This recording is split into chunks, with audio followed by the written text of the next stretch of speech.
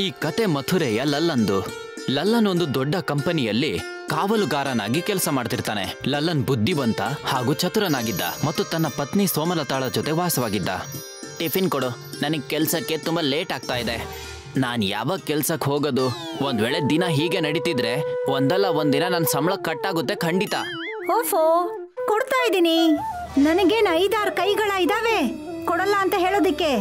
ತಗೊಳ್ಳಿ, ತಗೊಂಡು ಹೋಗಿ ಚಪ್ಪರಿಸ್ಕೊಂಡು ಚೆನ್ನಾಗಿ ತಿನ್ನಿ. ಅದಕ್ಕೆ ನಾನು ಹೇಳ್ತಿರೋದು ಕೆಲ್ಸ ಬಿಟ್ಬಿಡಿ, ನನ್ ಜೊತೆ ವ್ಯಾಪಾರದಲ್ಲಿ ಕೈ ಜೋಡಿಸಿ. ಆದ್ರೆ ನೀವು ನನ್ ಮಾತೆ ಕೇಳಲ್ಲ ಅಂತೀರಾ? ವ್ಯಾಪಾರಕ್ಕೆ ಯಾವುದೇ ಸಂಬಂಧ ಇರೋದಿಲ್ಲ. ಇರೋ ಕೆಲ್ಸ ಚೆನ್ನಾಗಿದೆ, ಹೆಚ್ಚು ಕಮ್ಮಿ ಸ್ವಲ್ಪ ಸಂಬಳ ಆದ್ರೂ ಜೇಬಿಗೆ ಪ್ರತಿ ತಿಂಗಳು ಬರ್ತಾ ಇದೆ ತಾನೆ. ಈಗ ನಾನು ಏನ್ ಹೇಳಿ? ನಿಮಗೇನ್ ಅನ್ಸತ್ತೋ ಹಾಗೆ ಮಾಡಿ. ಲಲ್ಲನ್ ತನ್ನ ಕೆಲ್ಸಕ್ಕಾಗಿ ಹೋಗ್ಬಿಡ್ತಾನೆ ಹಾಗೂ ಅಲ್ಲಿಗೆ ಹೋಗಿ ನೋಡ್ತಾನೆ ಜನ ತುಂಬಿಕೊಂಡಿರ್ತಾರೆ. ಇಷ್ಟೊಂದ್ ಜನ ಇಲ್ಲಾಕ್ ತುಂಬಿಕೊಂಡಿದ್ದಾರೆ, ಅಂತದ್ ಏನ್ ನಡೀತು ಇಲ್ಲಿ? ಹೋಗಿ ನೋಡ್ತೀನಿ. ಲಲ್ಲನ್ ಅಲ್ಲಿಗೆ ಹೋಗ್ತಾನೆ ಹಾಗೂ ಹೋಗಿ ನೋಡ್ತಾನೆ ಅಲ್ಲೊಂದು ಬೋರ್ಡ್ ಹಾಕಿರ್ತಾರೆ. ಕಂಪನಿಯಲ್ಲಿ ತುಂಬಾ ಲಾಸ್ ಆದ ಕಾರಣ ಎಲ್ಲರನ್ನ ಕೆಲ್ಸದಿಂದ ಕಿತ್ತಾಕಲಾಗಿದೆ. ಅಂದ್ರೆ ನಮ್ಮನ್ನೆಲ್ಲ ಕೆಲ್ಸದಿಂದ ಕಿತ್ತಾಕಿದಾರ. ಅಯ್ಯಯ್ಯೋ, ನನ್ನ ಹೆಂಡತಿ ಮಕ್ಕಳನ್ನ ಯಾರು ನೋಡ್ಕೋತಾರೆ? ನನ್ನ ಕುಟುಂಬನ ಇನ್ಯಾರು ನೋಡ್ಕೋತಾರೆ? ಯಾವುದೇ ನೋಟಿಸ್ ಕಳಿಸ್ದೆ ಏನು ಹೇಳ್ದೆ ಇವ್ರು ನಮ್ಮನ್ನ ಕೆಲಸದಿಂದ ಹೇಗೆ ಕಿತ್ತಾಕಕ್ ಸಾಧ್ಯ? ಎಷ್ಟು ವರ್ಷದಿಂದ ಈ ಕಂಪನಿಯಲ್ಲಿ ಕೆಲಸ ಮಾಡ್ತಾ ಇದೀವಿ. ಕೆಲಸದಿಂದ ಕಿತ್ತಾಕಿರುವ ಕಾರಣದಿಂದ ಲಲ್ಲನ್ಗೆ ತುಂಬಾ ಚಿಂತೆಯಾಗಿ ಮನೆಗೆ ಬರ್ತಾನೆ. ಲಲ್ಲನನ್ನ ಚಿಂತೆಯಲ್ಲಿ ನೋಡಿದ ಅವನ ಪತ್ನಿ ಅವನ ಹತ್ರ ಕೇಳ್ತಾಳೆ, ಯಾಕ್ರಿ ಏನ್ ಚಿಂತೆ ಮಾಡ್ತಾ ಇದ್ದೀರಾ? ಏನಾಯ್ತ್ರಿ ನಿಮ್ಗೆ? ಮತ್ತೆ ಇದೇನಿದು? ಟಿಫಿನ್ ಕೂಡ ಹಾಗೆ ಇದೆ, ಅದನ್ನು ಕೂಡ ತಿಂದಿಲ್ವಾ ನೀವು? ಬೆಳಗ್ಗೆ ತಮಾಷೆ ಮಾಡ್ತಾ ಇದ್ದೆ, ಅದೇ ಮಾತು ನಿಜವಾಗಿ ಹೋಯ್ತು. ನನ್ನನ್ನ ಕೆಲ್ಸದಿಂದ ಕಿತ್ತಾಕ್ಬಿಟ್ರು. ಕೇವಲ ನನ್ನನ್ನ ಮಾತ್ರ ಅಲ್ಲ, ನನ್ ಜೊತೆಗೆ ಎಲ್ಲ ಕೆಲ್ಸದವ್ರನ್ನು ಕೆಲ್ಸದಿಂದ ಕಿತ್ತಾಕ್ಬಿಟ್ರು. ಏನ್ ಹೇಳಿದ್ರಿ ನೀವು? ಅದ್ ಹೇಗ್ರಿ ಸಾಧ್ಯ ಆಗತ್ತೆ? ಎಷ್ಟೋ ವರ್ಷಗಳಿಂದ ನೀವಲ್ಲಿ ಕೆಲಸ ಮಾಡ್ತಾ ಇದ್ದೀರಾ, ಮತ್ತೆ ಇದ್ದಕ್ಕಿದ್ದ ಹಾಗೆ ನಿಮ್ಮನ್ನ ಅಲ್ಲಿಂದ ಕೆಲ್ಸದಿಂದ ತೆಗೆಯೋದು ಅದು ತಪ್ಪಲ್ವೇನ್ರಿ?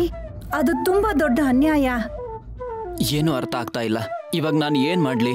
ಎಲ್ಲಿಗೆ ಹೋಗ್ಲಿ? ಯಾರಿಗ್ ಸಹಾಯ ಕೇಳಲಿ? ನೀವ್ ಯಾವ ಕೆಲಸ ಮಾಡ್ತಾ ಇದ್ರು ಅದು ಬೇರೆ ಕಡೆ ಎಲ್ಲೂ ಇಲ್ಲ. ನಾವೇ ಬೇರೆ ಯಾವ್ದಾದ್ರೂ ದಾರಿನ ಹುಡುಕೋಬೇಕಾಗತ್ತೆ. ನನಗೆ ಎಲ್ಲ ಅರ್ಥ ಆಗ್ತಾ ಇದೆ.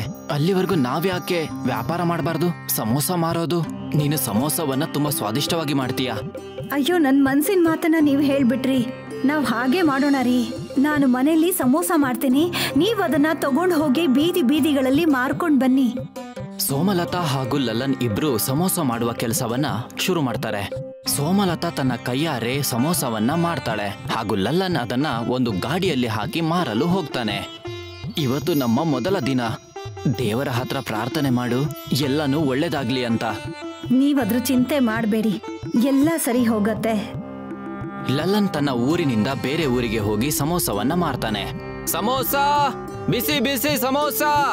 ಯಾರ್ ತಿಂತಾರೋ ನಗ್ತಾರೆ, ಯಾರ್ ತಿನ್ನೋದಿಲ್ವೋ ಅಳ್ತಾರೆ. ಅರೆ ಅರೆ, ಅಲ್ಲಿ ನೋಡಿ, ನಂಗನ್ಸುತ್ತೆ ಹೊಸ ಸಮೋಸದವನ್ ಬಂದಿದ್ದಾನೆ. ಹೋಗಿ ತಿನ್ಕೊಂಡ್ ಬರೋಣ ಬನ್ನಿ. ಸ್ಮೆಲ್ ಕೂಡ ಚೆನ್ನಾಗಿದೆ. ಇವತ್ತಂತೂ ಹೊಟ್ಟೆ ತುಂಬಾ ತಿಂತೀನಿ. ಮತ್ತೆ ಇವತ್ತಿನ ಸಮೋಸ ದುಡ್ಡನ್ನ ನಾನ್ ಕೊಡ್ತೀನಿ. ಹಾ, ಈ ಸಮೋಸ ನನ್ ಕಡೆಯಿಂದ. ನನಗೆ ಕೆಲ್ಸ ಸಿಕ್ಕಿದ್ಯಲ್ಲ, ಅದಕ್ಕೆ ಪಾರ್ಟಿ. ಲಲ್ಲನ್ ಹತ್ರ ಜನರ ಗುಂಪೆ ಸೇರ್ಕೊಳ್ಳುತ್ತೆ. ನೋಡ್ತಿದ್ದ ಹಾಗೆ ಅವನ ಎಲ್ಲಾ ಸಮೋಸಗಳು ಮೊದಲ ದಿನವೇ ಕೆಲವೇ ಗಂಟೆಯಲ್ಲಿ ಖಾಲಿಯಾಗ್ಬಿಡುತ್ತೆ. ಲಲ್ಲನ್ ತುಂಬಾನೇ ಸಂತೋಷದಲ್ಲಿರ್ತಾನೆ. ಆದ್ರೆ ಬೇರೆ ಸಮೋಸ ಮಾರೋರು ಹಾಗೂ ಬೇರೆ ಅಂಗಡಿಯವರಿಗೆ ತುಂಬಾನೇ ಲಾಸ್ ಆಗ್ತಿರುತ್ತೆ. ಆಗ ಸೋಮನಾಥ್ ಹಾಗೂ ನಿತಿನ್ ಒಬ್ರಿಗೊಬ್ರು ಹೇಳ್ತಾರೆ, ಈ ಸಮೋಸದವನ ಕಾರಣದಿಂದ ಇವತ್ತು ನನ್ನ ಒಂದ್ ಸಮೋಸೆ ಕೂಡ ಮಾರಾಟವಾಗಿಲ್ಲ. ದುಡ್ಡೆಲ್ಲ ವೇಸ್ಟ್ ಆಯ್ತು. ನಿನ್ನಂತೂ ಸಮೋಸ, ನಂದ್ ಇಡೀ ಅಂಗಡಿನೇ ವೇಸ್ಟ್ ಆಗಿದೆ. ಇವನ್ ಅಚಾನಕ್ ಆಗಿ ಎಲ್ಲಿಂದ ಬಂದ ನಮ್ಮ ವ್ಯಾಪಾರವನ್ನೆಲ್ಲ ಹಾಳು ಮಾಡೋದಕ್ಕೆ? ಯಜಮಾನಿ ಕೇಳಿಲ್ಲಿ, ಎಲ್ಲಿದ್ಯಾ ನೀನು? ತುಂಬಾ ಖುಷಿಯಾಗಿದ್ದೀರಲ್ರಿ? ಏನಾಯ್ತು? ಇಲ್ಲೋಡು, ಈ ದುಡ್ಡು. ನಮ್ಮ ಎಲ್ಲ ಸಮೋಸ ಕೇವಲ 2 ಗಂಟೆಯಲ್ಲೇ ವ್ಯಾಪಾರ ಆಗೋಯ್ತು. ಸರಿಯಾಗಿ ಹೇಳ್ತಾ ಇದ್ದೆ ನೀನು. ಒಂದ್ ವೇಳೆ ಕೆಲಸ ಮಾಡ್ತಾ ಇದ್ರೆ ಇಷ್ಟೆಲ್ಲ ಹಣವನ್ನ ನಾನು 1 ತಿಂಗಳಲ್ಲಿ ಸಂಪಾದನೆ ಮಾಡೋದಕ್ಕೆ ಸಾಧ್ಯನೇ ಇರ್ಲಿಲ್ಲ. ನಾಳೆ ನೀನು ಜಾಸ್ತಿ ಸಮೋಸ ಮಾಡ್ಕೊಡು, ನಾನು ಅದನ್ನು ಮಾರಾಟ ಮಾಡಿ ಬರ್ತೀನಿ. ನಮಗೆ ಲಾಭವೋ ಲಾಭ. ಇದನ್ನೇನ್ ಹೇಳುವಂತ ವಿಷಯನ? ನಾಳೆ ಇನ್ನೂ ಜಾಸ್ತಿ, ಇನ್ನೂ ರುಚಿಯಾಗಿರುವಂತ ಸಮೋಸನ ಮಾಡಿ ಕೊಡ್ತೀನಿ. ಎಲ್ಲ ದುಡ್ಡನ್ನ ಲಲ್ಲನ್ ಸೋಮಲತಾಳಿಗೆ ಕೊಡ್ತಾನೆ. ಮಾರನೇ ದಿನಕ್ಕಾಗಿ ಸೋಮಲತಾ ತುಂಬಾನೇ ಸಮೋಸ ಮಾಡ್ತಾಳೆ ಹಾಗೂ ಅದನ್ನ ತಗೊಂಡು ಲಲ್ಲನ್ ಮತ್ತೆ ಅದೇ ಊರಲ್ಲಿ ಮಾರಾಟ ಮಾಡಲು ಹೋಗ್ತಾನೆ ಹಾಗೂ ಅಲ್ಲಿ ಗಾಡಿಯನ್ನ ಇಟ್ಟು ಮಾರಲು ಶುರು ಮಾಡ್ತಾನೆ. ಹೀಗೆ ಲಲ್ಲನ್ಗೆ ತುಂಬಾ ದಿನ ಕಳೀತಾ ಹೋಗುತ್ತೆ. ಆಗ ನಿತಿನ್ ಹಾಗೂ ಸೋಮನಾಥ್ ಡಿಸೈಡ್ ಮಾಡ್ತಾರೆ, ಈ ಲಲ್ಲನಿಗೆ ಏನಾದ್ರೂ ಮಾಡ್ಲೇಬೇಕು. ನನ್ನ ಹತ್ರ ನಶೆ ಬರುವ ಒಂದು ಔಷಧಿ ಇದೆ, ಅದನ್ನ ಅವನ್ ಸಮೋಸದಲ್ಲಿ ಹಾಕ್ಬಿಡು. ನೀನ್ ಅದ್ರ ಬಗ್ಗೆ ಚಿಂತೆ ಮಾಡ್ಬೇಡ, ನಾನ್ ಹೋಗಿ ಅವನ್ನ ಮಾತಾಡ್ಸಿರ್ತೀನಿ. ಅಷ್ಟರೊಳಗೆ ನೀನು ಆ ಸಮೋಸದಲ್ಲಿ ಅದನ್ನ ಬೆರೆಸ್ಬಿಡು. ಸೋಮನಾಥ್ ಹಾಗೂ ನಿತಿನ್ ಅವನ ಅಂಗಡಿಯ ಹತ್ರ ಹೋಗ್ತಾರೆ. ಆಗ ಸೋಮನಾಥ್ ಲಲ್ಲನ್ನ ಗಮನವನ್ನ ಬೇರೆ ಕಡೆ ಹರಿಸ್ತಾನೆ. ಅರೆ ಲಲ್ಲನ್ನಣ್ಣ, ಅಲ್ ನೋಡು, ಅಲ್ಲಿ ಬಡವ ಕುಮಾರನ ಹತ್ರ ಮಣ್ಣಿನ ವಸ್ತುಗಳನ್ನ ಎತ್ತಬೇಕು. ನೀನು ಬರ್ತೀಯಾ? ಬರೀ ನನ್ ಕೈಲಿ ಎತ್ತಕ್ ಆಗ್ತಿಲ್ಲ, ತುಂಬಾನೇ ಭಾರ ಇದೆ. ಅಯ್ಯ ಸೋಮನಾಥ್ ಅಣ್ಣ, ಇದನ್ನೆಲ್ಲ ನೀವು ಕೇಳ್ಕೋಬೇಕಾ? ನಡೀರಿ, ಕುಮಾರಣ್ಣನಿಗೆ ಏಜ್ ಬೇರೆ ಆಗ್ಬಿಟ್ಟಿದೆ. ಸೋಮನಾಥ ಲಲ್ಲನನ್ನ ಕರ್ಕೊಂಡು ಕುಮಾರಣ್ಣನ ಅಂಗಡಿ ಹತ್ರಕ್ ಹೋಗ್ತಾನೆ. ಸಮಯ ಸಿಕ್ತಿದ್ದ ಹಾಗೆ ನಿತಿನ್ ಅವನ ಸಮೋಸದಲ್ಲಿ ಆ ಔಷಧಿಯನ್ನ ಬೆರೆಸ್ಬಿಡ್ತಾನೆ. ಇನ್ನೊಂದ್ ಕಡೆ ಲಲ್ಲನ್ ಅಲ್ಲಿ ಹೋಗಿ ನೋಡ್ತಾನೆ, ಸೋಮನಾಥ್ ಅವನ ಹತ್ರ ಇರೋದೇ ಇಲ್ಲ. ಅವಾಗ ಅವನು ಕುಮಾರ್ ಅಣ್ಣನ ಹತ್ರ ಕೇಳ್ತಾನೆ, ಅಣ್ಣ ಹೇಗಿದ್ದೀರಾ? ನಾನ್ ಕೇಳ್ಪಟ್ಟೆ ಏನೋ ಭಾರವಾದ ವಸ್ತುವನ್ನ ಎತ್ಬೇಕು ಅಂತ. ಈ ಮುದುಕನ ಅಂಗಡಿಯಲ್ಲಿ ಭಾರವಾದ ವಸ್ತು ಏನಿರುತ್ತೆ ಮಗು? ನಿನಗ್ಯಾರೋ ಸುಳ್ಳು ಹೇಳಿದ್ದಾರೆ. ಸೋಮನಾಥ್ ಅಣ್ಣ ಏನೋ ತಮಾಷೆ ಮಾಡಿರ್ಬೇಕು, ಆದ್ರೆ ನೀವ್ಯಾಕೆ ಚಿಂತೆಯಲ್ಲಿರೋ ಹಾಗಿದೆ? ಏನಾದ್ರೂ ಸಮಸ್ಯೆನಾ? ಆಗ ಆ ತಾತ ತನ್ನ ಸಮಸ್ಯೆಯನ್ನ ಲಲ್ಲನಿಗೆ ಹೇಳ್ತಾರೆ. ನಾನು ತುಂಬಾ ದಿನದಿಂದ ಸಾಲದಲ್ಲಿದ್ದೀನಿ, ನಾನು ಊಟ ಮಾಡ್ದೇನೆ ತುಂಬಾ ದಿನ ಬೇರೆ ಆಗಿದೆ. ಇದನ್ನೆಲ್ಲ ನೀವು ನನ್ನ ಹತ್ರ ಹೇಳ್ಬೇಕಾ ಅಣ್ಣ? ಇತ್ತಗೊಳ್ಳಿ ಸ್ವಲ್ಪ ಹಣ, ನಿಮ್ ಕೈಲಿ ಯಾವತ್ತಾಗುತ್ತೋ ಅವತ್ ನನಗೆ ವಾಪಸ್ ಕೊಡಿ. ಒಂದ್ ಟೈಮಲ್ಲಿ ನಾನು ಕೂಡ ನಿಮ್ ತರನೇ ಸಮಸ್ಯೆಯಲ್ಲಿದ್ದೆ, ಆದ್ರೆ ಇವಾಗ ನಾನು ಸಂತೋಷವಾಗಿದ್ದೀನಿ. ನಿನಗೆ ತುಂಬಾನೇ ಧನ್ಯವಾದ ಮಗು. ಲಲ್ಲನ ತಾತನಿಗೆ ಹಣವನ್ನ ಕೊಟ್ಟು ಇನ್ನೇನು ಹೋಗೋದ್ರಲ್ಲಿದ್ದ. ಆಗ ಅವ್ರು ಹೇಳ್ತಾರೆ, ಹೋಗಕ್ಕೂ ಮುಂಚೆ ನಾನ್ ನಿನಗೊಂದು ಸತ್ಯವನ್ನ ಹೇಳ್ತೀನಿ. ಈ ನಿತಿನ್ ಮತ್ತೆ ಸೋಮನಾಥ್ ನಿನ್ನ ಸಮೋಸದಲ್ಲಿ ವಿಷವನ್ನ ಬೆರೆಸಿದ್ದಾರೆ. ನಾನು ಅವ್ರು ಮಾತನಾಡೋದನ್ನ ಕೇಳಿದ್ದೀನಿ. ನೀನ್ ನನಗೆ ಸಹಾಯ ಮಾಡಿದ್ಯಾ, ಅದಕ್ಕೆ ನಾನಿದನ್ನ ನಿನಗೆ ಹೇಳಿದ್ದೀನಿ. ವಿಷದ ಔಷಧಿನಾ? ಆದ್ರೆ ಅದ್ಯಾಕೆ? ನಿನ್ನ ಅಂಗಡಿ ಎಲ್ಲ ನಾಶ ಆಗ್ಲಿ ಅಂತ. ತಾತ ಅವನಿಗೆ ಎಲ್ಲ ವಿಷಯವನ್ನ ತಿಳಿಸ್ತಾರೆ ಹಾಗೂ ಹೇಳ್ತಾರೆ, ನಿನಗೊಂದು ಉಡುಗೊರೆ ನನ್ ಕಡೆಯಿಂದ, ಮತ್ತೆ ಈ ಮಣ್ಣನ್ನ ತಗೊಂಡು ಹೋಗು. ಈ ಮಣ್ಣಲ್ಲಿ ಅಂತದ್ದೇನಿದೆ ತಾತ?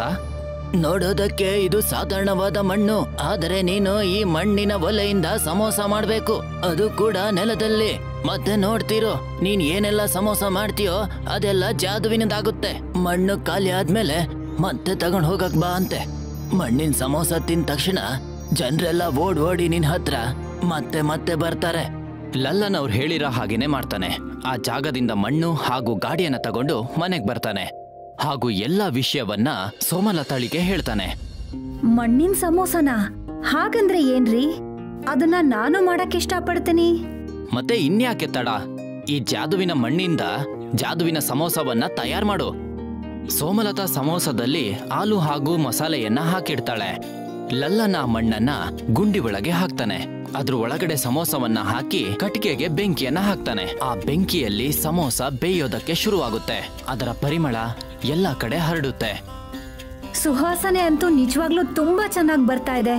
ಈ ಸಮೋಸ ಖಂಡಿತ ತುಂಬಾ ರುಚಿಯಾಗಿರುತ್ತೆ. ನನಗಂತೂ ತಡೆಯೋದಕ್ಕೆ ಆಗ್ತಿಲ್ಲ. ಜಾದುವಿನ ಮಣ್ಣಿನ ಜಾದುವಿನ ಸಮೋಸ ತುಂಬಾನೇ ಸ್ವಾದಿಷ್ಟವಾಗಿತ್ತು. ಆ ಮಣ್ಣಿನ ಸಮೋಸವನ್ನ ತಗೊಂಡು ಲಲ್ಲನ್ ಮಾರಕ್ ಹೋಗ್ತಾನೆ. ಮಣ್ಣಿನ ಸಮೋಸ ತಗೊಳ್ಳಿ, ಮಣ್ಣಿನ ಸಮೋಸ ತಗೊಳ್ಳಿ. ಮಣ್ಣಿನ ಸಮೋಸ ಅಂದ್ರೆ ಏನಣ್ಣ? ಹಾಗಾದ್ರೆ ಹೋಗಿ ತಿನ್ಲೇಬೇಕು. ನಾನು ಹೋಗಿ ತಿಂತೀನ್ರಿ. ಮಣ್ಣಿನ ಸಮೋಸ ಕೇಳಿದ ತಕ್ಷಣ ಮಣ್ಣಿನ ಸಮೋಸ ತಿನ್ನಕ್ಕೆ ಜನ ಲೈನಲ್ಲಿ ಬಂದು ನಿಲ್ತಾರೆ ಹಾಗೂ ಲಲ್ಲನಿಗೆ ತುಂಬಾನೇ ವ್ಯಾಪಾರ ಆಗಕ್ ಶುರು ಆಗುತ್ತೆ. ಜಾಸ್ತಿ ವ್ಯಾಪಾರ ಆಗುವ ಕಾರಣದಿಂದ ನಿತಿನ್ ಹಾಗೂ ಸೋಮನಾಥ್ ತನ್ನ ಅಂಗಡಿಯನ್ನ ಮುಚ್ಚಬೇಕಾಯ್ತು. ಹಾಗೂ ಲಲ್ಲನಿನ ಜಾದುವಿನ ಮಣ್ಣಿನ ಸಮೋಸ ತುಂಬಾನೇ ಫೇಮಸ್ ಆಗುತ್ತೆ. ಅದರ ಕಾರಣದಿಂದ ಅವನ ಕುಟುಂಬ ಸಂತೋಷವಾಗಿರುತ್ತೆ. ಡೇರಾಹಳ್ಳಿಯಲ್ಲಿ ಇಬ್ರು ಅಣ್ಣ ತಮ್ಮಂದ್ರು ಅವರ ಪತ್ನಿಯರ ಜೊತೆ ವಾಸ ಮಾಡ್ತಿದ್ರು. ಅಶೋಕ್ ದೊಡ್ಡವನು, ಅವನು ಮನೆಯನ್ನೆಲ್ಲ ನೋಡ್ಕೊಳ್ತಾ ಇದ್ದ. ಅಶೋಕ್ ಕಲ್ಲಂಗಡಿ ಹಣ್ಣನ್ನ ಬೆಳೀತಿದ್ದ. ಅಜಯ್ ಚಿಕ್ಕವನು ಅವ್ರ ಅಣ್ಣನಿಗೆ ಸಹಾಯ ಮಾಡ್ತಿದ್ದ ಹೊಲ ಉಳೋದ್ರಲ್ಲೆಲ್ಲ. ಆದ್ರೆ ಅವನು ಮನ್ಸಿಂದ ಕೆಲಸ ಮಾಡ್ತಿರ್ಲಿಲ್ಲ. ಅದರಿಂದ ಏನಾದ್ರೂ ಒಂದು ತೊಂದರೆ ಆಗ್ತಿತ್ತು. ಅಶೋಕ್ ಮತ್ತೆ ಅಜಯ್ ಇಡೀ ದಿನ ಹೊಲದಲ್ಲೇ ಇರ್ತಿದ್ರು. ಒಂದಿನ ಅಶೋಕ್ಗೆ ಎಲ್ಲೋ ಹೊರಗೆ ಹೋಗ್ಬೇಕಿತ್ತು. ನಾನು ಕೆಲಸದ ವಿಷಯದಲ್ಲಿ ಹೊರಗಡೆ ಹೋಗ್ತಾ ಇದ್ದೀನಿ. ನೀನು ಹೊಲನೂ ಹಣ್ಣುಗಳನ್ನು ಚೆನ್ನಾಗಿ ನೋಡ್ಕೋ. 2 ದಿನದಲ್ಲಿ ಬಂದುಬಿಡ್ತೀನಿ. ಸರಿ ಅಣ್ಣ, ನೀವು ಬೇಜಾರು ಮಾಡದೆ ಹೋಗಿ ಬನ್ನಿ, ನಾನು ಚೆನ್ನಾಗಿ ನೋಡ್ಕೊಳ್ತೀನಿ. ಅಶೋಕ್ ಹೊರಗಡೆ ಹೋಗ್ಬಿಡ್ತಾನೆ. ಆದ್ರೆ ಅಜಯ್ ಕಲ್ಲಂಗಡಿ ಹಣ್ಣಿನ ಬೆಳೆನ ಸರಿಯಾಗಿ ನೋಡ್ಕೊಳ್ಳೋದಿಲ್ಲ. ಅವನು ಸರಿಯಾದ ಸಮಯಕ್ಕೆ ನೀರು ಹಾಕ್ಲಿಲ್ಲ, ಕೀಟಾಣುಗಳಿಂದ ಬೆಳೆನ ರಕ್ಷಿಸ್ಲೂ ಇಲ್ಲ. ಅಣ್ಣ, ನಾನ್ ನೋಡ್ತಾ ಇದ್ದೀನಿ ನೀವು ಬೆಳೆನ ಸರಿಯಾಗಿ ನೋಡ್ಕೊಳ್ತಿಲ್ಲ. ಅದು ನೋಡಕ್ ಕೂಡ ಆಗ್ತಾ ಇಲ್ಲ. ಹೀಗೆ ಇದ್ರೆ ಬೆಳೆ ಹಾಳಾಗ್ಬಿಡತ್ತೆ. ಅದಕ್ಕೆ ನೀವು ಬೇಜಾರು ಮಾಡ್ಕೊಳ್ಬೇಡಿ, ಬೆಳೆ ಚೆನ್ನಾಗೇ ಇದೆ, ಅದಕ್ಕೆ ಏನೂ ಆಗಿಲ್ಲ. ಅಜಯ್ ಇದೇ ರೀತಿ ಇದ್ದು ಬೆಳೆನ ಹಾಳ್ ಮಾಡ್ಬಿಡ್ತಾನೆ. ಒಂದಿನ ಅಶೋಕ್ ಬರೋದಕ್ಕೂ ಮುಂಚೆ ಅಜಯ್ ಬೆಳೆನೆಲ್ಲ ನೋಡಕ್ಕೆ ಅಂತ ಹೋಗ್ತಾನೆ. ಅವನು ಎಷ್ಟು ಬೀಜ ಹಾಕಿದ್ನೋ ಅದ್ರಲ್ಲಿ ಬಂದಿರೋಂತ ಎಲ್ಲ ಕಲ್ಲಂಗಡಿ ಹಣ್ಣು ಹಾಳಾಗ್ಬಿಟ್ಟಿರತ್ತೆ. ಅರೆ, ಏನಿದು? ನಾನು ಸ್ವಲ್ಪ ಸೋಂಬೇರಿ ಆಗಿದ್ದಿದ್ದಕ್ಕೆ ಎಲ್ಲ ಬೆಳೆನೂ ಹಾಳಾಗೋಯ್ತಲ್ಲ. ಅಣ್ಣನಿಗೆ ನಾನು ಏನು ಉತ್ತರ ಕೊಡೋದು? ಮಾರನೇ ದಿನ ಅಶೋಕ್ ಬರ್ತಾನೆ. ಅಶೋಕ್ ಇದನ್ನೆಲ್ಲ ನೋಡಿ ಬಹಳ ಕೋಪಗೊಳ್ತಾನೆ. ನಾನು ನಿನ್ನ ಚೆನ್ನಾಗಿ ನೋಡ್ಕೊಳ್ಳಿಕ್ಕೆ ಹೇಳಿದೆ, ಆದರೆ ನೀನು ನೋಡ್ಕೊಳ್ಳೇ ಇಲ್ವಾ? ಎಲ್ಲ ಇವಾಗ ಹಾಳಾಗೋಯ್ತು. ನಷ್ಟಕ್ಕೆ ಏನು ಮಾಡೋದು? ನಾವು ಊಟ ಮಾಡ್ಲಿಕ್ಕೆ ಏನು ಮಾಡೋದು? ಅಣ್ಣ, ನನ್ನ ಕ್ಷಮಿಸು ಬಿಡಿ, ಇನ್ನೊಂದ್ಸಲ ಈ ಥರ ಆಗಲ್ಲ. ಇನ್ನೊಂದು ಚಾನ್ಸ್ ನಾನು ನಿನಗೆ ಕೊಡೋದಿಲ್ಲ. ನೀನು ನನಗೆ ಇನ್ನೂ ಸಹಾಯ ಮಾಡಬೇಡ. ನೀನೇ ಬೇರೆ ಯಾವುದಾದ್ರೂ ಕೆಲಸನ ನೋಡ್ಕೋ. ಇನ್ನು ಮುಂದೆ ನನ್ನ ಜೊತೆ ನಿನಗೆ ಕೆಲಸ ಇಲ್ಲ. ಅಜಯ್ ಬೇಜಾರ್ ಮಾಡ್ಕೊಂಡು ಅಲ್ಲಿಂದ ಹೊರಟ್ಬಿಡ್ತಾನೆ. ಅಜಯ್ ಎಷ್ಟೋ ದಿನ ಕೆಲಸವನ್ನ ಹುಡುಕ್ತಾನೆ. ಆದ್ರೆ ಅವನ್ಗೆ ಎಲ್ಲೂ ಕೆಲಸ ಸಿಗದೆ ಇರೋ ಕಾರಣ, ಅವ್ರಣ್ಣ ಕೂಡ ಅವನನ್ನ ಜೊತೆಲಿ ಇಟ್ಕೊಳ್ದೆ ಇರೋ ಕಾರಣ ಅವನು ನಿರಾಶೆಗೊಂಡು ಮನೆಗೆ ವಾಪಸ್ ಬರ್ತಾನೆ. ನಾನು ಸುಮಾರು ಜಾಗದಲ್ಲಿ ಕೆಲಸನ ಹುಡುಕಿ ನೋಡಿದೆ, ಆದರೆ ಎಲ್ಲಿನೂ ಸಿಕ್ಕಲೇ ಇಲ್ಲ. ಮನೆಯಲ್ಲಿ ಅಡುಗೆ ವಸ್ತುಗಳೆಲ್ಲ ಖಾಲಿಯಾಗಿದೆ. ಇವಾಗ ನಾವು ಏನು ಮಾಡೋದು? ಆಗ ಅಜಯ್ನ ಹೆಂಡತಿಗೆ ಒಂದು ಪ್ಲಾನ್ ಹೊಳೆಯತ್ತೆ. ನಮ್ ತಂದೆದು ಆಲೂಗಡ್ಡೆ ತೋಟ ಇದೆ. ಪ್ರತಿ ಬಾರಿ ಅವ್ರತ್ರ ಎಷ್ಟೊಂದು ಆಲೂಗಡ್ಡೆ ಉಳ್ಕೊಂಡ್ಬಿಡತ್ತೆ. ಅವ್ರತ್ರ ಆಲೂಗಡ್ಡೆ ತಗೊಂಡು ನಾವು ಬೇಲ್ಪುರಿ ಮಾಡಿ ಹಳ್ಳಿಯಲ್ಲಿ ಮಾರೋಣ. ಮೊದ್ಲೇ ನಮ್ಮ ಹಳ್ಳಿಯಲ್ಲಿ ಯಾವುದೇ ಬೇಲ್ಪುರಿ ಅಂಗಡಿಯವ್ರಿಲ್ಲ. ಹಾ, ನೀನು ಸರಿಯಾಗಿ ಹೇಳಿದೀಯಾ, ಇದನ್ನ ನಾವು ಮಾಡ್ಬೋದು. ಮಾರನೇ ದಿನಾನೇ ಅಜಯ್ ಅವನ ಹೆಂಡತಿಯ ಊರಿಂದ ಆಲೂಗಡ್ಡೆನ ತಗೊಂಡ್ ಬರ್ತಾನೆ. ಮತ್ತೆ ಒಂದು ಅಂಗಡಿ ಇಟ್ಟು ಬೇಲ್ಪುರಿ ಮಾಡಕ್ಕೆ ಶುರು ಮಾಡ್ದ. ಅಜಯ್ನ ವ್ಯಾಪಾರ ಚೆನ್ನಾಗಾಯ್ತು. ಹಳ್ಳಿಯ ಎಷ್ಟೋ ಜನ ಅಲ್ಲಿ ತಿನ್ನೋದಕ್ಕೆ ಅಂತ ಬರ್ತಾರೆ. ಇವಾಗ ನಮ್ಮ ಅಂಗಡಿಯಲ್ಲಿ ವ್ಯಾಪಾರ ಚೆನ್ನಾಗಿ ನಡೀತಿದೆ. ಸಹಾಯ ಮಾಡ್ಬೇಕಂತ ನಿನಗೆ ಅನಿಸಿದ್ರೆ ನೀನು ಅಂಗಡಿಗೆ ಬರ್ಬೋದು. ಹಾ, ಯಾಕಿಲ್ಲ? ಗ್ರಾಹಕರು ಎಷ್ಟು ಜಾಸ್ತಿ ಜನ ಆದ್ರು ಅಂದ್ರೆ ಅಜಯ್ನ ಹೆಂಡತಿ ಕೂಡ ಅವನ ಸಹಾಯಕ್ಕೆ ಬರ್ಬೇಕಾಯ್ತು. ಆದ್ರೆ ಕೆಲವೇ ದಿನದಲ್ಲಿ ಗ್ರಾಹಕರು ಕಡಿಮೆ ಆದ್ರು. ಸ್ವಲ್ಪ ದಿನದಿಂದ ಇಲ್ಲಿ ಎಲ್ಲರೂ ಬರೋದನ್ನ ನಿಲ್ಲಿಸಿದ್ದಾರೆ. ಈ ಥರನೇ ಹೋದ್ರೆ ನಮ್ಮ ವ್ಯಾಪಾರನ ನಾವು ಮುಚ್ಚಬೇಕಷ್ಟೇ. ನಾನ್ ಕೇಳ್ದೆ, ನಮ್ಮ ಹಳ್ಳಿಯಲ್ಲೇ ನಮ್ಮನ್ನ ನೋಡಿ ಬೇರೆ ಯಾರೋ ಬೇಲ್ಪುರಿ ಅಂಗಡಿ ಓಪನ್ ಮಾಡಿದಾರಂತೆ. ಒಂದು ವೇಳೆ ಇದೇ ವಿಷಯ ಅಂದ್ರೆ ನಾವು ಖಂಡಿತ ಇದಕ್ಕೆ ಏನಾದರೂ ಮಾಡಲೇಬೇಕು. ಒಂದು ಬೇಲ್ಪುರಿ ತಗೊಂಡ್ರೆ ಇನ್ನೊಂದು ಬೇಲ್ಪುರಿ ಫ್ರೀ ಅಂತ ನಾವು ಹೇಳಿ ನೋಡೋಣ. ಇಲ್ಲ, ಈ ರೀತಿ ನಮ್ಗೆ ಲಾಸ್ ಆಗತ್ತೆ. ಹಾಗಾದ್ರೆ ಅಂಗಡಿನ ನಾವು ಮುಚ್ಚಬಾರ್ದಂದ್ರೆ ನಾವು ಏನ್ ಮಾಡೋದು? ನಾವು ಬೇರೆ ಏನಾದ್ರೂ ಉಪಾಯ ಮಾಡ್ಬೇಕು. ಅಜಯ್ ಅವನ ಹೊಲದ ಕಡೆಯಿಂದಾನೇ ಹೋಗ್ತಾ ಇರ್ತಾನೆ. ಅವ್ರ ಅಣ್ಣನ ಹತ್ರ ಹೇಗಿದ್ಯಾ ಅಂತ ಕೇಳಕ್ಕೆ ಹೋಗ್ತಾನೆ. ಹೇಗಿದ್ದೀರಾ ಅಣ್ಣ? ನಾನಿವಾಗ ಶ್ರದ್ಧೆಯಿಂದ ಚೆನ್ನಾಗಿ ಕೆಲಸ ಮಾಡ್ತಿದ್ದೀನಿ. ನೀವು ಹೇಗಿದ್ದೀರಾ? ನಿಮ್ಮ ಕೆಲಸ ಎಲ್ಲ ಹೇಗೆ ನಡೀತಿದೆ? ಬೆಳೆಗಳೆಲ್ಲ ಚೆನ್ನಾಗೇ ಇದೆ, ಆದರೆ ಸರಿಯಾಗಿ ವ್ಯಾಪಾರನೇ ನಡೀತಿಲ್ಲ. ಯಾವುದಾದ್ರೂ ಆರ್ಡ್ರ್ ಸಿಗೋದ್ರೊಳಗೆ ಸುಮಾರು ಹಣ್ಣುಗಳು ಹಾಳಾಗೋಗ್ತಿದೆ. ನಿನಗೆ ಪರವಾಗಿಲ್ಲ, ನಿನ್ನ ವ್ಯಾಪಾರ ಚೆನ್ನಾಗಿ ನಡೀತಿದೆ. ಅರೆ ಅಣ್ಣ, ಯಾಕೆ ಈ ಥರ ಹೇಳ್ತಿದ್ದೀರಾ? ನಾನು ಖಂಡಿತ ಏನಾದರೂ ಮಾಡ್ತೀನಿ. ಅಜಯ್ ಮನೆಗೆ ಹೋಗಿ ಅವನ ಹೊಲದ ಬಗ್ಗೆ ಯೋಚಿಸ್ತಾನೆ. ನಾನು ಯಾಕೆ ಬಾಕಿರುವ ಹಣ್ಣುಗಳನ್ನ ಬೇಲ್ಪುರಿಯಲ್ಲಿ ಮಿಕ್ಸ್ ಮಾಡಬಾರ್ದು? ಅಲ್ಲಿ ಅಣ್ಣನಿಗೂ ಹಣ್ಣುಗಳು ಮಾರ್ದಾಗೆ ಇರುತ್ತೆ. ಇಲ್ಲಿ ವ್ಯತ್ಯಾಸವಾಗಿ ಬೇಲ್ಪುರಿಯಲ್ಲಿ ಈ ಹಣ್ಣನ್ನ ಮಿಕ್ಸ್ ಮಾಡಿ ಕೊಟ್ಟರೆ ಡಿಫ್ರೆಂಟ್ ಆಗಿನೂ ಇರುತ್ತೆ.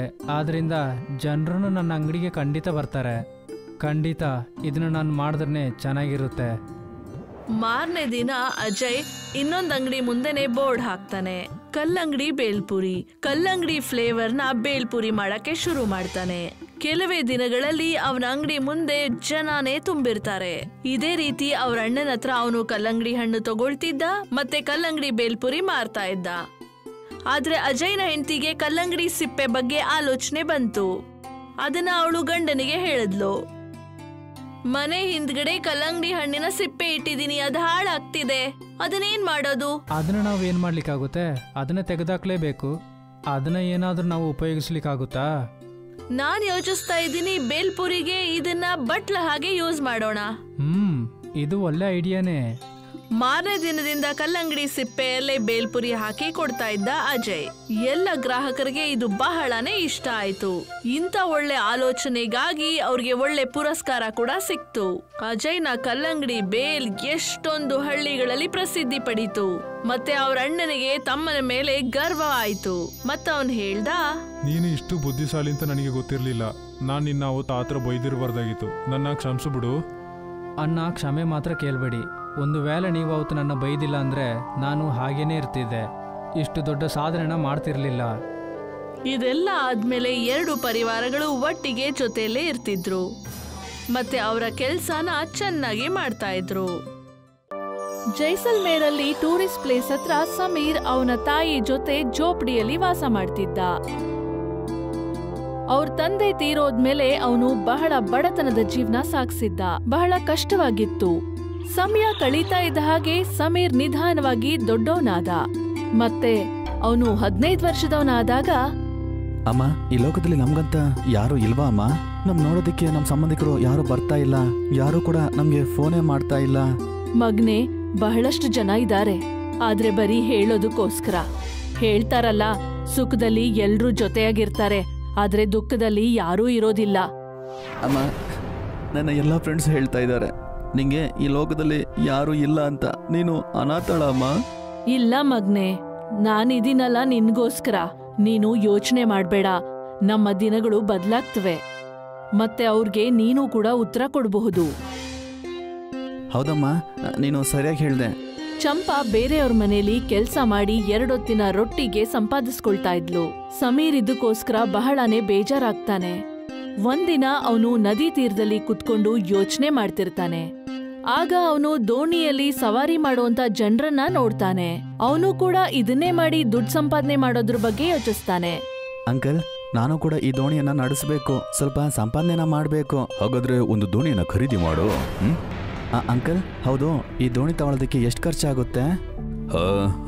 ಜಾಸ್ತಿ ಖರ್ಚಾಗಲ್ಲ, 20,000 ಖರ್ಚಾಗುತ್ತೆ. ತಗೋ. ಅಂಕಲ್, ಅದು ನನಗೆ ತುಂಬ ಜಾಸ್ತಿ. ಅಷ್ಟು ದುಡ್ಡನ್ನು ನಾನು ಎಲ್ಲಿಂದ ತಗೊಂಬರ್ಲಿ? ನೀವು ನನಗೆ ಸಹಾಯ ಮಾಡ್ತೀರಾ? ನಿಮ್ಮ ದೋಣಿಯಲ್ಲಿ ಸ್ವಲ್ಪ ದಿನ ನಾನು ಕೆಲಸ ಮಾಡ್ತೀನಿ. ಬರೋ ದುಡ್ಡಲ್ಲಿ ಒಟ್ಟು ಮಾಡಿ ಸ್ವಂತ ದೋಣಿಯನ್ನು ತಗೋತೀನಿ.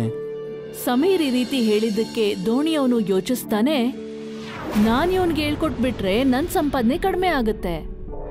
ಇವನಂತೂ ಚಿಕ್ಕ ಯುವಕ, ಇವನು ನನಗಿಂತ ಚೆನ್ನಾಗೇ ಸಂಪಾದನೆ ಮಾಡ್ಬಿಡ್ತಾನೆ. ಆಮೇಲೆ ನನ್ ದೋಣಿಗೆ ಬೇರೆ ಯಾರೂ ಬರೋದಿಲ್ಲ. ಇದನ್ನ ಯೋಚಿಸಿ ಅವನ್ ಹೇಳ್ತಾನೆ, ಅರೆ, ನೀನು ಸಣ್ಣ ಹುಡುಗ, ನಿನ್ನಿಂದ ಓಡ್ಸಕ್ಕಾಗಲ್ಲ. ಅದು ಮಾತ್ರ ಅಲ್ಲ, ನೀನು ಈಜೆಲ್ಲ ಕಲ್ತ್ಕೋಬೇಕು. ಅಷ್ಟು ತನಕ ಬೇರೆ ಕೆಲಸವನ್ನ ನೋಡು. ಜೊತೆಗೆ ದೋಣಿ ತಗೊಳ್ಳೋದಿಕ್ಕೆ ದುಡ್ಡು ಒಟ್ಟು ಮಾಡು. ಸರಿ ಅಂಕಲ್. ಸಮೀರ್ ಆ ಅಂಕಲ್ನ ಮಾತನ್ನ ಕೇಳಿ ಮನೆಗೆ ಹೊರಟೋದ. ಮಾರನೇ ದಿನ ಅವನ ಸ್ನೇಹಿತರಿಗೆ ಎಲ್ಲ ವಿಷಯವನ್ನ ಹೇಳ್ತಾನೆ. ಮನೆಯ ಪರಿಸ್ಥಿತಿ ಕೂಡ ಹೇಳ್ತಾನೆ. ಅವನು ಅವನ ಸ್ನೇಹಿತರಿಗೆ ಯಾವ್ದಾದ್ರೂ ಕೆಲ್ಸ ಹೇಳಿ ಅಂತಾನೆ. ಆಗ ಅವನ ಸ್ನೇಹಿತ ರೂಪೇಶ್ ಹೇಳ್ತಾನೆ, ಇಲ್ಲಿ ನೋಡು, ಒಂದು ಈಸಿಯಾದ ಕೆಲಸ ಇದೆ. ಬರೋ ಟೂರಿಸ್ಟ್ಗೆ ಈ ಜಾಗದ ಬಗ್ಗೆ ನಾವು ಹೇಳ್ಬೇಕಷ್ಟೇ. ಆ ಕೆಲಸ ತುಂಬಾ ಈಸಿನಾ? ಹೌದು, ನಿಜವನ್ನ ಹೇಳ್ತಾ ಇದ್ದೀನಿ.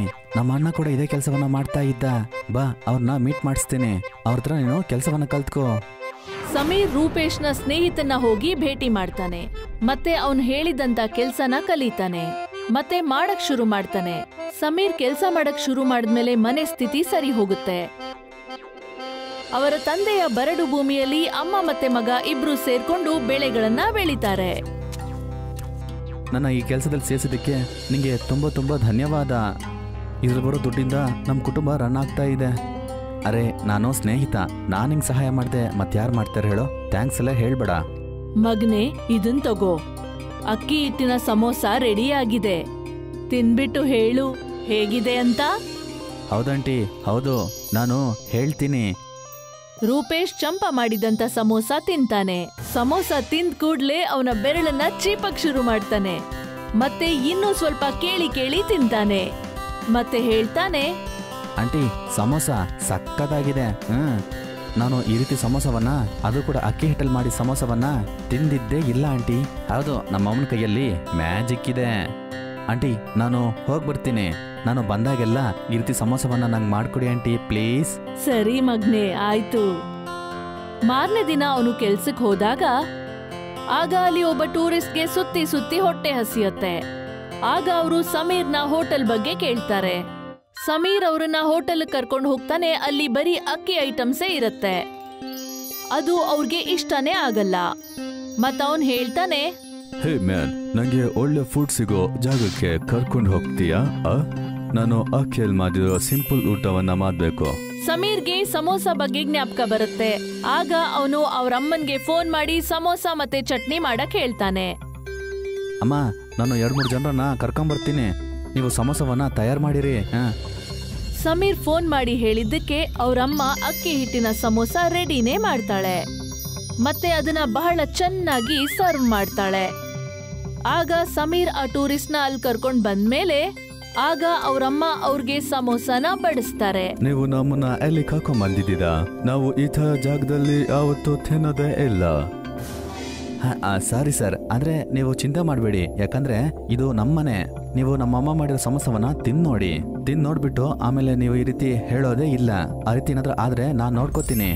ಹೌದು ಸರ್, ನಿಮ್ಗೆ ಸಂತೋಷ ಆದ್ರೆ ಮಾತ್ರ ನಮ್ಗೆ ದುಡ್ಡು ಕೊಡಿ, ಆಯ್ತಾ? ಇಲ್ಲ ಅಂದ್ರೆ ದುಡ್ಡು ಕೊಡ್ದೇನೆ ನೀವು ಹೊರಟೋಗ್ಬೇಡಿ. ಓಕೆ, ನೀನು ಈ ರೀತಿ ಹೇಳ್ತಿದೀಯ ಅಂತ ನಾನು ತಿಂತೀನಿ, ನೋಡೋಣ ಹೇಗಿದೆ ಅಂತ. ಸಮೀರ್ ಮತ್ತೆ ಚಂಪಾ ಹೇಳಿದ್ದಕ್ಕೆ ಆ ಟೂರಿಸ್ಟ್ ಸಮೋಸ ತಿನ್ನಕ್ಕೆ ಶುರು ಮಾಡ್ತಾರೆ. ಮತ್ತೆ ಅದ್ರ ಜೊತೆ ಕೊಟ್ಟಿದ್ದಂತ ಸಾಸ್ವೆ ಚಟ್ನಿ ಮತ್ತೆ ಹುಣಸೆಹಣ್ಣು ಚಟ್ನಿ ಕೂಡ ತಿಂತಾರೆ. ಅವ್ರಿಗಂತೂ ಬಹಳ ಸಂತೋಷ ಆಗ್ಬಿಡತ್ತೆ. ಮತ್ತೆ ಇನ್ನೂ ಸಮೋಸ ಕೇಳಿ ತಿಂತಾರೆ. ವಾಹ್, what a awesome samosa. Yeah, definitely ನೀನು ಹೇಳಿದ್ದು ನಿಜಾನೇ. ಅವರು ಅವಳನ್ನ ಬಹಳ ಹೊಗಳ್ತಾರೆ ಮತ್ತೆ ಸಮೋಸಗಿಂತ ಬಹಳಷ್ಟು ದುಡ್ಡು ಜಾಸ್ತಿ ಕೊಟ್ಟು ಹೇಳ್ತಾರೆ, ನೀವು ಈ ಸಮೋಸ ಅಂಗಡಿಯನ್ನ ಇದೆ, ಒಳ್ಳೆ ಇನ್ಕಮ್ ನನ್ಗೆ ಬರುತ್ತೆ. ಖಂಡಿತ ಸರ್, ಖಂಡಿತ ನೀವು ಹೇಳಿದ ರೀತಿನೇ ನಾನು ಮಾಡ್ತೀನಿ.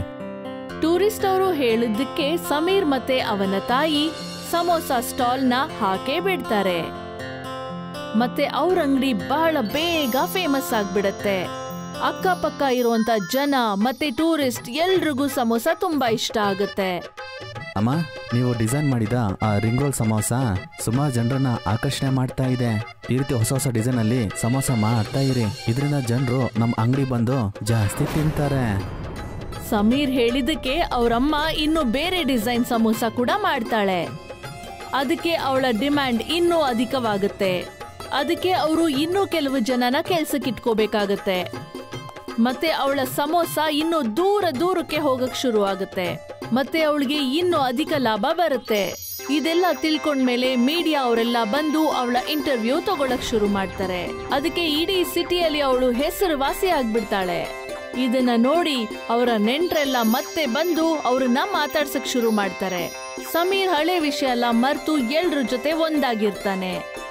ನೀತಿ: ಸಾಹುಕಾರರ ಜೊತೆ ಎಲ್ರೂ ಒಂದಾಗ್ತಾರೆ, ಬಡವ್ರ ಜೊತೆ ಯಾರೂ ಸೇರೋದಿಲ್ಲ.